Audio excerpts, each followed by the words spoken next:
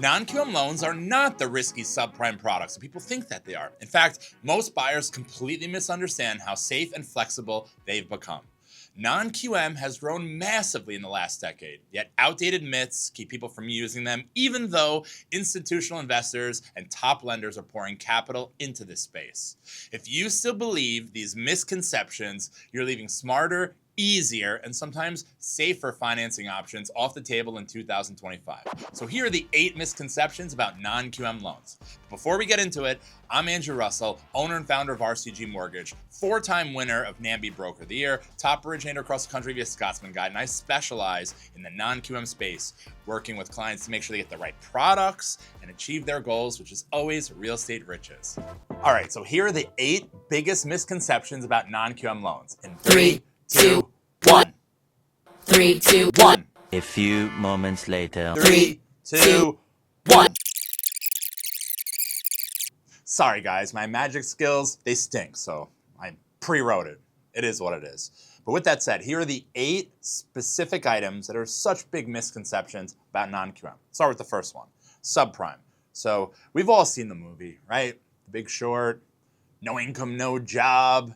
So what does subprime mean? If you think of the subprime crash or the crisis, you had people putting really no money down, so the houses didn't really have much equity because it was assumed the rate of appreciation, right? If you bought a house for $600K, right? You remember they were in those movies, they were in Florida and the whole, town almost seemed like a ghost town because everybody was foreclosing and, a lot of squatters.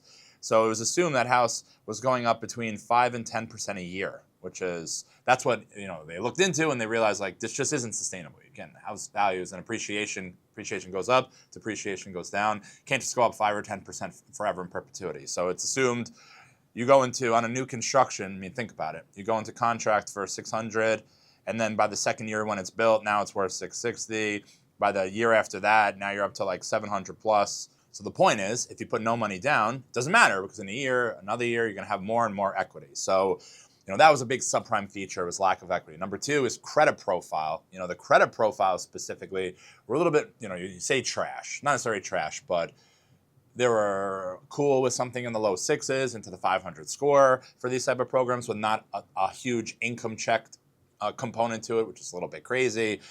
Bankruptcies, foreclosures, now it's kind of flipped the script. So non-QM specifically, typically you're seeing 680, 700 plus credit scores.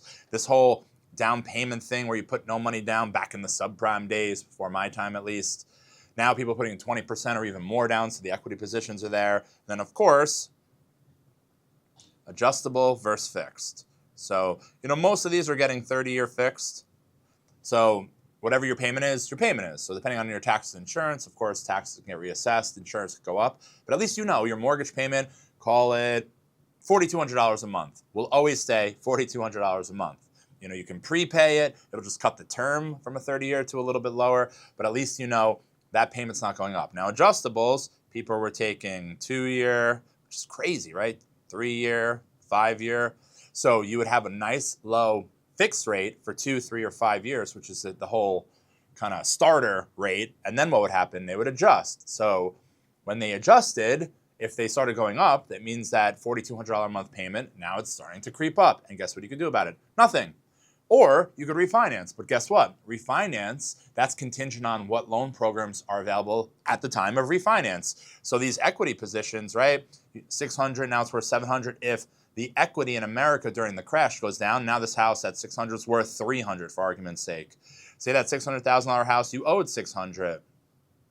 As you can see, you're underwater, pretty hardcore. So you can't refi because banks lend off of your equity. So if there's no equity, you can't refinance. You see where this is going, right? Adjustables, payments going up.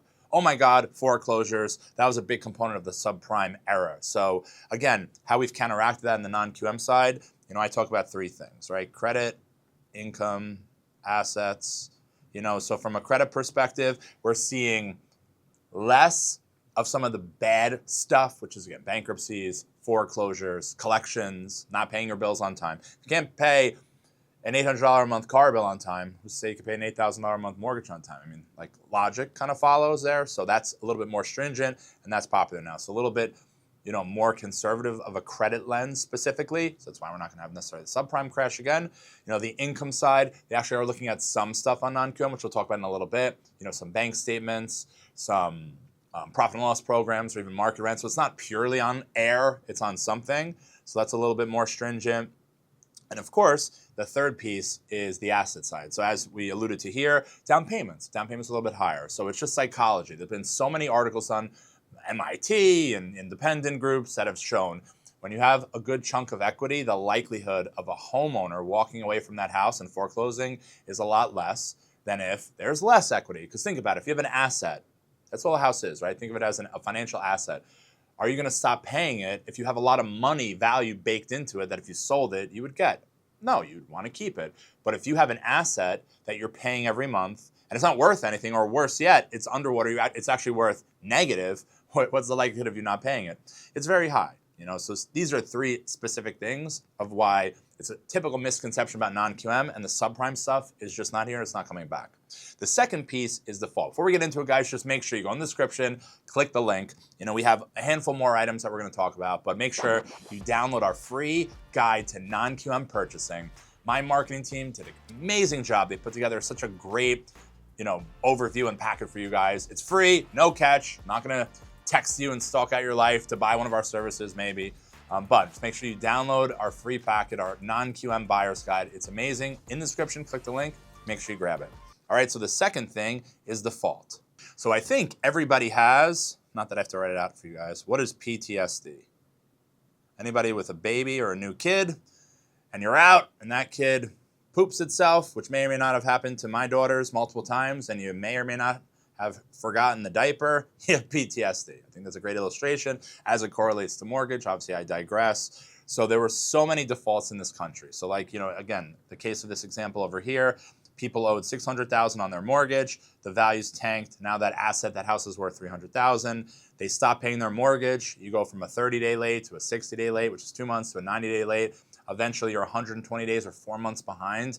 And eventually, they consider you in default, which is foreclosure. Depending on the state you live in, it could take 7 years or more to actually foreclose.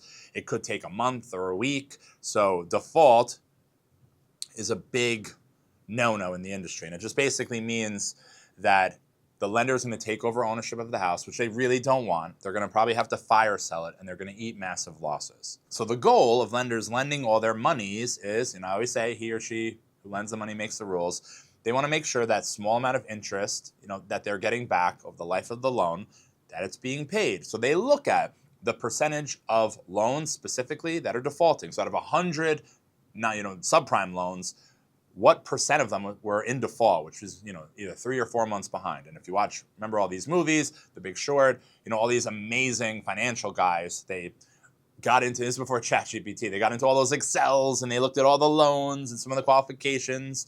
And they saw that the level of default was astronomical. So they realized that mortgage-backed securities, which is what all the mortgages kind of go into, it's like the master security of a bundle of mortgages that is probably going to default because there's a high percentage of them within that mortgage-backed security that are just not paying on time. Now, there have been some recent studies done that 3.8 and 0.03. So the default rate on these are as high as up to 3-ish%, which means, 3, 4-ish out of 100 might be behind a little bit on their mortgage, and 0.03 are actually credit losses, which means foreclosure, the servicer, they have to kind of take over the house and sell it and fire sell it. So these numbers are actually, comparatively to subprime especially, very, very low. In some cases, they're better than some of the vanilla loans, maybe like a government FHA mortgage.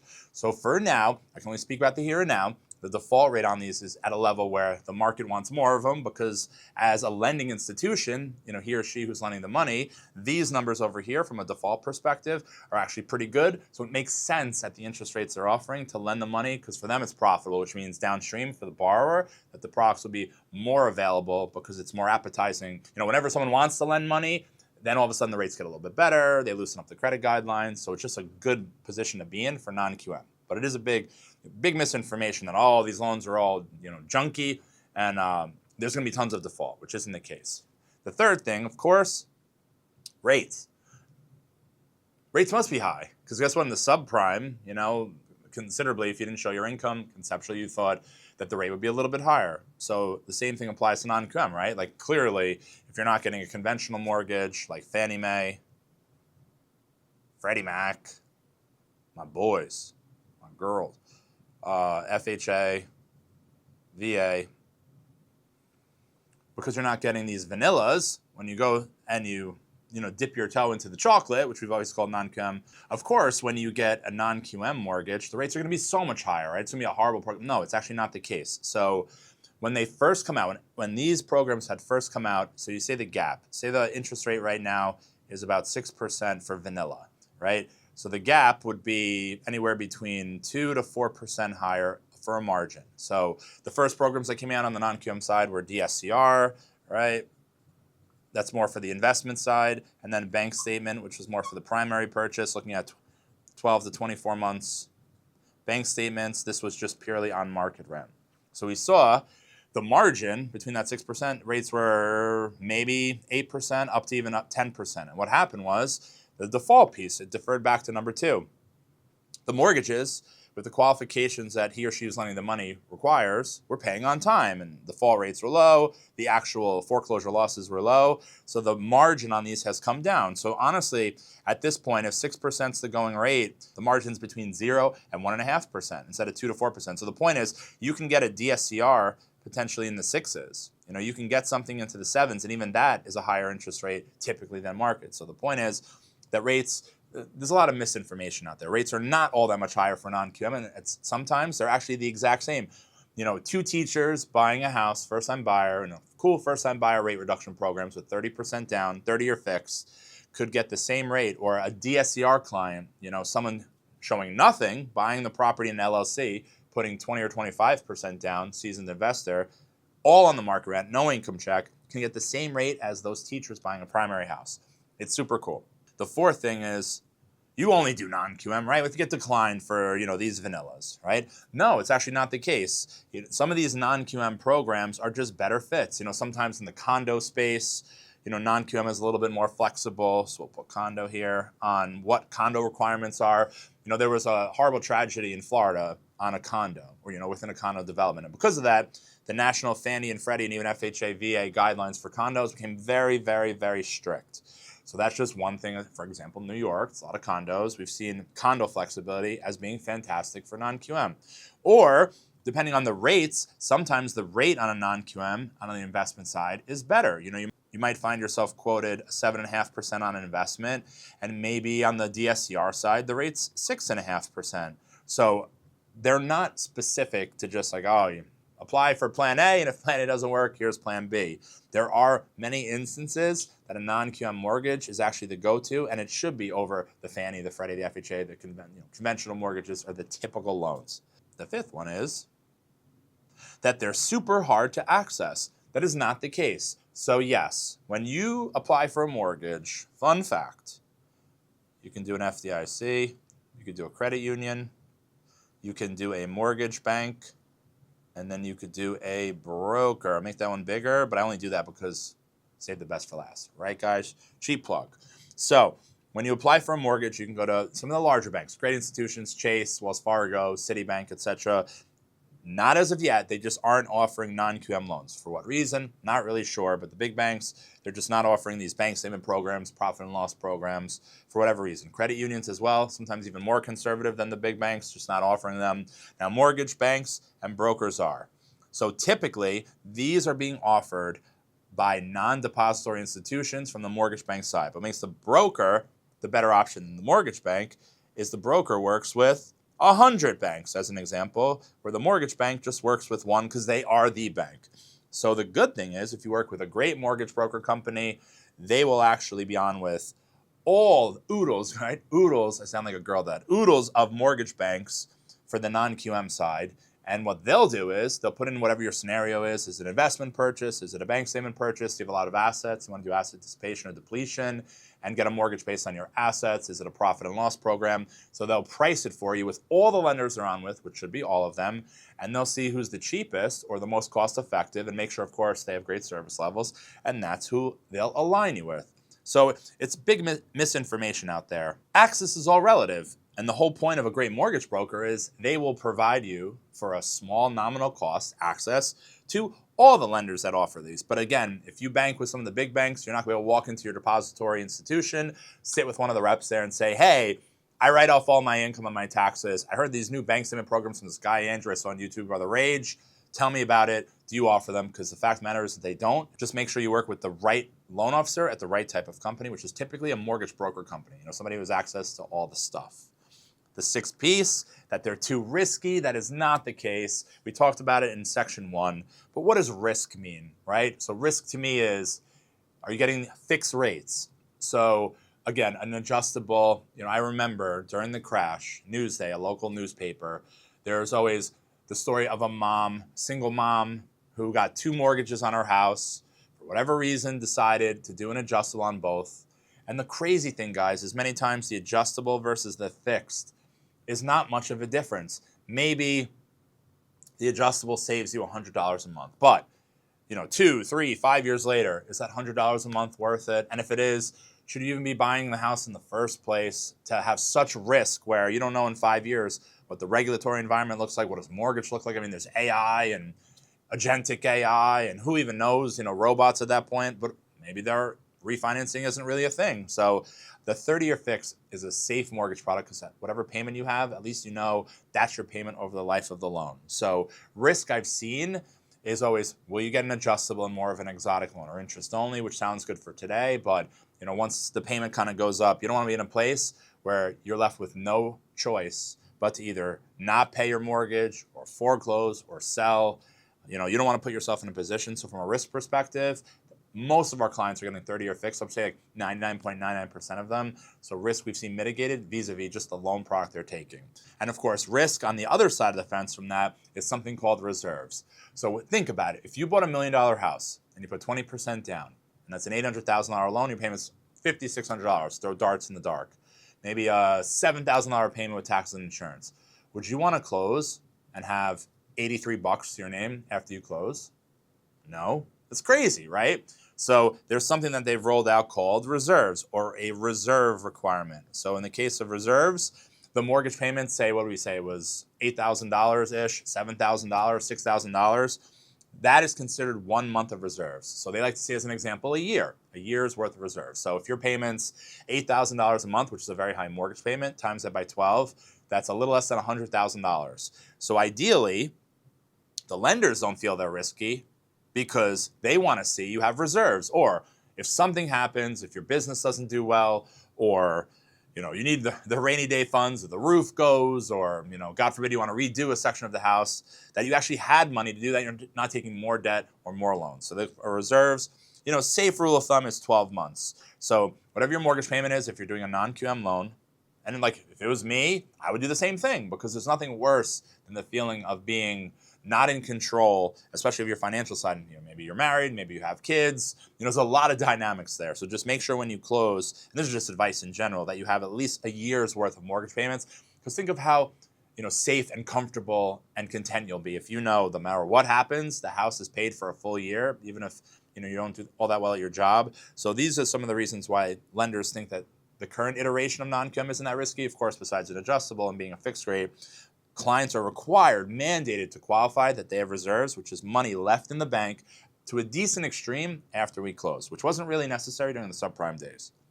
Now, the 7th item, non-QM, they've been around for a minute. It's just for investors. These type of programs, from 30, 40, 50% down, just purely for investors. So that is not the case. If you think about the, purpose of an actual mortgage when you're buying a property, there's primary, there's second home, there's investment.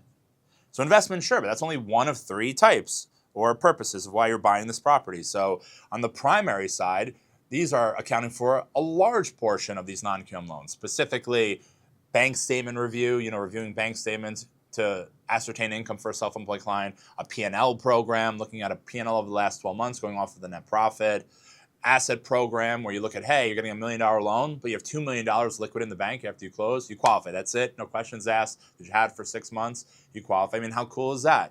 1099 programs, if you're a real estate agent or if you're a 1099 contractor, instead of looking at your Schedule C, where you write it all off and it never looked good anyway, we look at your year-to-date and then last year's or the last 2 year, depending, 1099s. And if the income trend on the 1099 is the same or going up, we just average it. We don't look at anything else. Isn't that cool? But that's all primary purchase stuff. Of course, the investor side has only grown and gotten more aggressive, meaning you can buy a one-family property, DSCR, non-QM, being an investor, and put 10% or even 15% down. Now, I don't recommend it. The rate is spicy, to say the least. 20% down is the best strike point for typical DSCR purchases, but it went from 1-unit properties and condos to 2 to 4 unit properties to now 5+. We've seen 10 to 12 unit plus properties qualifying for DSCR. So initially, maybe these programs have been around on the commercial side for investors where you put money down, it's on the market rent, but it's opened up to primary and second home purchases. They look at income in a couple different ways, so no. Non-QM loans are outstanding for real estate investors, but not just specific for that demographic. Now you'd say you save the best for last, but scale. So typically, some of these loans, the Fannie, Freddie, and FHA loan, the VA loan, there's only so many you can get. Now the good news, scale of these, there hasn't been a cap that's been put in. So if you are a real estate investor and you want to buy 12 of these at the same time, by all means you can. You know, sometimes there was a cap on 1 to 4 or 5 to 10 with Fannie or Freddie. So now there's no cap. So as long as you qualify, every single property that you like, there's scalability opportunity, because as long as you have the down payment, or you buy, you hold, the house goes up in value, you pull money out, you buy the next one, it can really go on, you know, quote unquote, until these programs are offered in perpetuity or infinity. So there has been some, you know, discussion of scale and how it was restricted because there was concerns on the Fannie and Freddie side of, like, what happens if that one individual who owns so many properties, something happens to them, maybe God forbid they pass away or they lose their job or something happens in the area that they're focused on, there's going to be a lot of losses for that one person. For now, there are no issues from a scalability perspective. So DSCR, you can buy as many as you want, as long as you qualify for each one and you hit the program guidelines. And even on the primary side, whether it's a bank statement program or a second home, as long as you qualify and you're meeting the occupancy requirements and you're in the house for long enough, scalability or issues with it is a thing of the past. All right, guys, so these were the 8 biggest misconceptions about the non-QM space. But make sure you watch our next video where we go into the challenges that you learn, unfortunately, when you apply for a non-QM loan too late. So our next video is all the challenges in the non-QM space and what you oftentimes find out too late on the back end. Make sure you watch the next video and prepare yourself for non-QM.